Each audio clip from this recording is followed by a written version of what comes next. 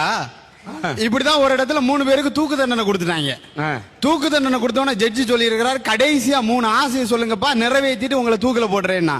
அதுல ஒருத்தர் அமெரிக்காக்காரரு, ஒருத்தர் ரஷ்யாக்காரரு, ஒருத்தர் நம்ம இந்தியாக்காரரு. அமெரிக்காக்காரரை கூப்பிட்டு உங்களோட ஆசை என்னன்னு கேட்டிருக்காங்க. அவர் சொல்லி இருக்கிறாரு, உலகத்திலே உயர்ந்த மதுபானம் எனக்கு வேணும்னு குடிக்க கொடுத்திருக்காங்க.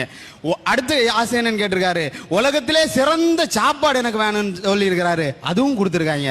3வது ஆசை என்னன்னு கேட்டிருக்காரு. அவர் சொல்லி இருக்கிறாரு, என் நாட்டோட முன்னாள் ஜனாதிபதி ஆபிரகாம் லிங்கனோட சமாதி பக்கத்துல என்ன புதைச்சிருங்க என்றாரு. தூக்கி புதைச்சிட்டாங்க.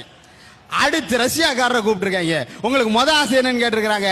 அவர் சொல்லி இருக்கிறாரு, உலகத்தையே பிளைட்ல ஒரு தடவை சுத்தி வரணும்னு கூட்டிட்டு போய் காட்டினாங்க. 2வது ஆசை என்னன்னு கேட்டாரு, உலகத்தில் உள்ள சயின்டிஸ்ட் எல்லாம் ஒரே இடத்துல பார்க்கணும்னாரு, நிறைவேற்றினாங்க. 3வது ஆசை என்னன்னு கேட்டாரு, என்னோட புரட்சியாளன் லெனினுக்கு கல்லறை பக்கத்துல என்ன புதைச்சிருங்கன்னாரு, புதைச்சிட்டாங்க. 3வது நம்ம ஆளை கூப்பிட்டாங்க. வந்தாரு இந்தியாக்காரர், வந்து நீதிபதி முன்னாடி நின்னாரு. நீதிபதி கேட்டாரு, உன்னோட ஆசை என்னப்பான்னு. அவர் சொன்னாரு, சீசன் மாம்பழம் ஒரு கூட நிறைய வேணும்னு. அது அக்டோபர் மாசம், மே மாசம் தான் சீசன் மாம்பழம்.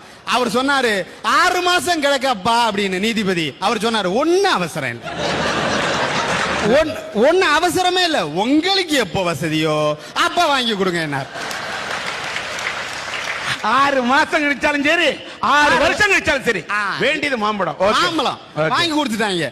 2வது கூட்டிட்டு வந்தாரு. 2வது ஆசை என்னன்னு கேட்டாரு, உச்சி குளிர்ல ஊட்டிக்கு ஒரு உல்லாச பயணம் போகணும்னாரு. மே மாசம் எங்கயா உச்சி குளிர் இருக்கும், அதுக்கு இன்னும் 6 மாசம் இருக்கு, ஒன்னும் அவசரம் இல்லை, உங்களுக்கு எப்ப முடியுமோ அப்பா கூட்டிட்டு போனா போதும்னாரு. 6 மாசம் விட்டாரா. 3வது கூட்டிட்டு வந்தாங்க.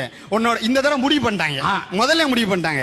விவரமா என்ன சொல்லிட்டாங்கன்னா, இந்த தடவை எப்படியாச்சும் இவனை தூக்கியே ஆகணும் அப்படின்னு சொல்லி கூட்டிட்டு வந்து, உன்னோட ஆசை என்னப்பான்னு சொன்னாரு. நேர நீதிபதியை பார்த்தான். ஐயா, என் கண்கண்ட தெய்வமே நீங்க தான், எங்களுக்கு என்ன வேணும்னு கேட்டாலும் சரிங்க, உங்க சமாதி பக்கத்துல என்ன புதைச்சிருங்கன்றா.